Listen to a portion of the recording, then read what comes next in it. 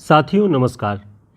हिंदी साहित्य के महत्वपूर्ण वन लाइनर जो सीरीज़ हमारी चल रही है उसकी आज छठी क्लास है और छठी क्लास में आज हम महत्वपूर्ण काव्यशास्त्र के भारतीय काव्यशास्त्र के महत्वपूर्ण पक्षों को देखेंगे और उसमें भी हमारा जो ध्यान केंद्रित होगा वो काव्य प्रयोजन पर होगा।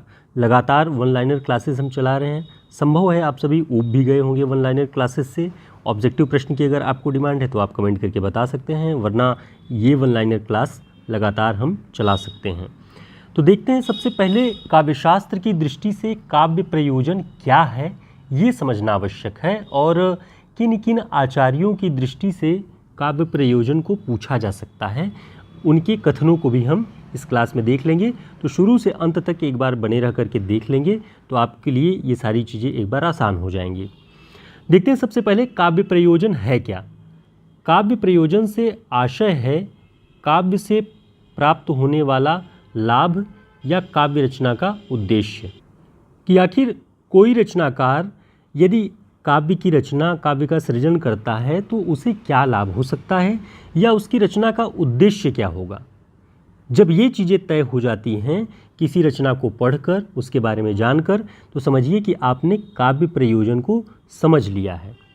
इसके विषय में कहा यह जाता है कि दो तरह के काव्य प्रयोजनों की बात की जाती है। एक तो रचनाकार के अंतर्वर्ती मूल्य या उद्देश्य, कि रचनाकार किसी अपने भीतरी मूल्यों के भीतरी उसकी जो प्रेरणा है, सत्प्रेरणा, उन्हें ध्यान में रख करके जब कोई रचना कर रहा है तो उसका उद्देश्य निर्धारित हो जाता है। दूसरा, बाह्य परिवेश से प्रभावित प्रयोजन। तो यहाँ संस्कृत काव्यशास्त्र के अंतर्गत बाह्य परिवेश से प्रभावित प्रयोजन की ही बात की गई है कि असल में काव्य जब लिखा जाएगा, उसकी रचना होगी, तो बाह्य परिवेश में उससे क्या लाभ अर्जित किया जा सकता है, उसका क्या उद्देश्य हो, वो चीज़ें तय हो जाती हैं। तो देखते हैं हम आगे इसके महत्वपूर्ण पॉइंट्स कि संस्कृत काव्यशास्त्र में बाह्य परिवेश या बाह्य उद्देश्यों के अंतर्गत काव्य प्रयोजन के कई उद्देश्य दिखाई पड़ते हैं। अब जब हम अलग अलग आचार्यों के अनुसार इस काव्य प्रयोजन के बारे में उनके कथनों को देख लेंगे तो ये बातें और स्पष्ट हो जाएंगी। देखते हैं सबसे पहले भरत मुनि क्या कहते हैं। आचार्य भरत मुनि लिखते हैं कि धर्म यशस्य मायुष्यम हित बुद्धि विवर्धनम लोकोपदेश जननम नाट्य में तद भविष्यति। धर्म यशस्य मायुष्यम, धर्म, यश, आयु, हित बुद्धि की वृद्धि तथा लोकोपदेश की दृष्टि व्यवस्थित करना ही काव्य का प्रयोजन है। अर्थात काव्य रचना अगर कोई रचनाकार करता है तो धर्म की वृद्धि हो, यश की वृद्धि हो, उससे उसकी आयु में वृद्धि हो, हित बुद्धि की वृद्धि हो, किसी समाज, किसी वर्ग या रचनाकार जिसके विषय में लिख रहा हो उसके हित की बुद्धि में वृद्धि हो, किसी का नुकसान करने की प्रवृत्ति न हो, और लोकोपदेश जननम, लोक में एक ऐसा उपदेश भी जाए, एक ऐसा संदेश भी जाए जिससे समाज का कल्याण हो, लोगों का कल्याण हो। ये बातें भरत मुनि कहते हैं। तो धर्म, यश की स्थापना, आयु, हित बुद्धि की वृद्धि, लोकोपदेश की दृष्टि, ये भरत मुनि के अनुसार है। अब देखते हैं भामह जी क्या कहते हैं। तो ध्यान रखेंगे, भामह लिखते हैं कि धर्मार्थम काम मोक्षेषु वैचक्षण्यम कलासु च करोति प्रीति कीर्ति च साधु काव्य निबंधनम। धर्म, अर्थ, काम और मोक्ष तथा अन्य कलाओं में सिद्धि और प्राप्ति के साथ प्रीति एवं कीर्ति प्राप्त करना। तो प्रयोजन क्या है काव्य का? धर्म की प्राप्ति हो, धर्म की सिद्धि हो, अर्थ की भी प्राप्ति हो जाए। कुछ अर्थ की प्राप्ति से आशय धन और संपत्ति से है। अच्छा काव्य, बेहतर काव्य मोक्ष और निर्वाण की ओर भी ले जाता है। बेहतर काव्य कलाओं में सिद्धि भी करता है। लोगों से प्रीति, प्रेम का भी एक कारण बनता है काव्य, और कीर्ति की भी स्थापना। आज जितने बड़े कवियों की जो नाम है, जो प्रसिद्धि है, वो उनकी कीर्ति को स्थापित करता है तो काव्य के माध्यम से। तो भामह जी ने ये कहा कि धर्मार्थ और काम मोक्षेषु वैचक्षण्यम, विलक्षण काव्यों की जो रचना है, इस तरह से इन सभी रास्तों से कीर्ति प्राप्त करना रचनाकार या कवि के लिए उसका प्रयोजन है। अब देखते हैं दंडी जी क्या कहते हैं। आप जब इन पॉइंट्स को देख लेंगे तो आपको अलग अलग पुस्तकों में धर्म, अर्थ, काम, मोक्ष, प्रीति, कीर्ति ये सारे प्रयोजन के रूप में लिखे हुए मिलेंगे।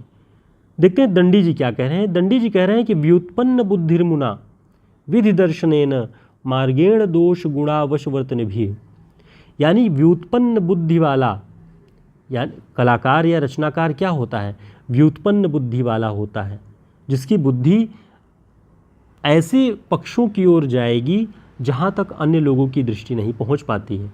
तो व्युत्पन्न बुद्धिर्मुना विधि दर्शनेन मार्गेण दोष गुणावशवर्तन भी, दोष मुक्त एवं गुण युक्त वाणी एवं वाणी द्वारा दिखाए गए काव्य मार्गों द्वारा आनंद प्राप्त करते हुए कीर्ति की स्थापना है। यानी ऐसा काव्य हो जिसमें दोष मुक्तता हो और गुण युक्त हो, ऐसी वाणी के द्वारा विभिन्न साधनों से उपलब्धि हासिल करता हुआ कीर्ति की प्राप्ति करे रचनाकार, यही काव्य प्रयोजन है। तो दंडी जी ये कहते हैं, इन कथनों को और इन जो श्लोक हैं इन्हें यहाँ पे उद्धृत करने का उद्देश्य यही है कि आप जब धर्म, अर्थ, काम, मोक्ष इन सब चीज़ों के बारे में पढ़ें तो इन पंक्तियों को भी ध्यान में देख लें तो आसानी से आपको याद हो जाएगा कि असल में क्या कहना चाहते थे ये लोग। एक आचार्य और हैं मम्मट। मम्मट का जो काव्य प्रयोजन है वो बहुत प्रसिद्ध है और इसी को बहुत मान्यता दी गई है। इसमें वे लिखते हैं कि काव्यम यशशेर्थ कृते व्यवहार विदे श्वेत रक्षतये सद्यः परिनिवृत्तये कांता सम्मितयोपदेश युजे। काव्य क्या कर रहा है, यशशेर्थ कृते, यश में वृद्धि करे, व्यवहार विदे, व्यवहार योग्य बनाए, श्वेत रक्षतये, जो श्वेतर अमंगलकारी, श्वेतर से आशय अमंगलकारी जो तत्व हैं उनसे रक्षा करे। जब ऐसा उपदेश देने वाला कांता सम्मितयोपदेश युजे, इस तरह के उपदेशों से युक्त हो कि क्या बेहतर है मनुष्य के लिए, क्या ग्रहण करने योग्य है, इस तरह का ज्ञान जब उपलब्ध कर दे तब वो काव्य प्रयोजन सिद्ध होता है। तो मम्मट जी ये कह रहे हैं, इससे ध्यान रख लीजिए, यश वृद्धि, धनार्जन भी हो जाए। आप रीतिकाल के कवियों के विषय में जानते होंगे कि सब राज्याश्रित कवि बनना चाहते थे, इसीलिए कि अपनी कला और काव्य के माध्यम से यश और कीर्ति और धनार्जन ये सभी कर लें, सम्मान भी प्राप्त हो। तो कहीं ना कहीं प्रयोजन से आशय यही है जो जिन तत्वों की अब तक आपने बात सुनी कि प्रेम भी मिले उसे, कीर्ति भी मिले, यश भी मिले, धन भी मिले। लोक व्यवहार का ज्ञान मम्मट ने बताया, जो कि सबसे महत्वपूर्ण है कि लोक व्यवहार का ज्ञान भी काव्य से होता है। इस दृष्टि से ये प्रयोजन बेहतर है। श्वेतर तत्वों से रक्षा और कांता सम्मित उपदेश। तो कई बार पूछ लेता है कि निम्न में से कौन सा आचार्य काव्य प्रयोजन के रूप में श्वेतर तत्वों से रक्षा को श्रेष्ठ मानता है, तो मम्मट का नाम ध्यान रखेंगे। कविराज विश्वनाथ की बात आप देखिए, लगभग वही बात इसमें भी मिलेगी। चतुर्वर्ग फल प्राप्ति सुखादल्प प्रियमपि काव्यादेव यतस्तेन तत्स्वरूपम निरूप्यते। चतुर्वर्ग फल प्राप्ति, ये कौन कह रहा है, आचार्य विश्वनाथ, कविराज विश्वनाथ। चतुर्वर्ग क्या है, चतुर्वर्ग धर्म, अर्थ, काम, मोक्ष, ये भी वही बात कह रहे हैं। इन सब की फल प्राप्ति जो सुख देने वाला हो, प्रिय हो, ऐसा काव्य ही जो निरूपित करते हैं, जो कवि लिखते हैं रचनाकार, वही जो है श्रेष्ठ होता है और वही काव्य का प्रयोजन है। तो सभी ने धर्म, अर्थ, काम, मोक्ष, प्रीति, कीर्ति, लोक व्यवहार का ज्ञान, कलाओं में सिद्धि, ये सारी बातों पर काव्य के प्रयोजन को बताया है।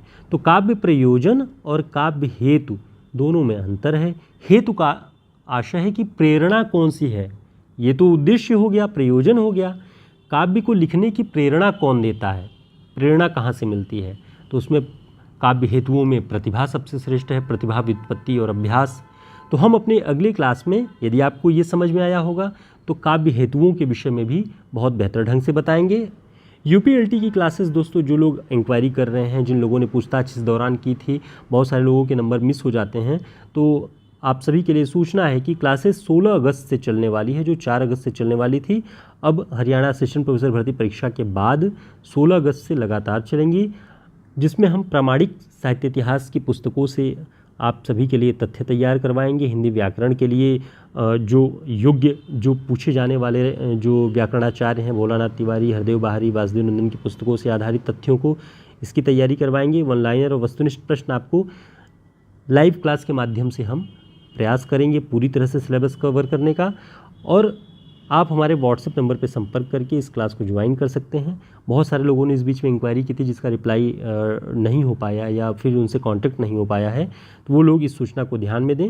नंबर पर संपर्क करके आप सभी क्लास ज्वाइन कर सकते हैं। हिंदी साहित्य के शॉर्ट नोट्स जो कि सभी प्रतियोगी परीक्षाओं में बहुत उपयोगी हैं, यूपी टीजीटी पीजीटी और यूपी एलटी के लिए आप चाहें तो इसे अपने पास रख के इससे बेहतर ढंग से रिवीजन कर सकते हैं। हमारे व्हाट्सएप नंबर पर संपर्क करके आपको ये प्राप्त हो जाएगा।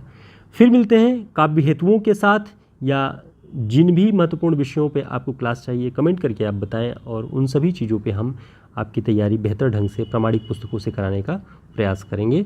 नमस्कार, शुभकामनाएं। टेलीग्राम चैनल से जुड़ जाइए, वहाँ पे जानकारियाँ आपको समय समय पे मिलती रहती हैं। लिंक डिस्क्रिप्शन बॉक्स में मिल जाएगा आपको। नमस्कार।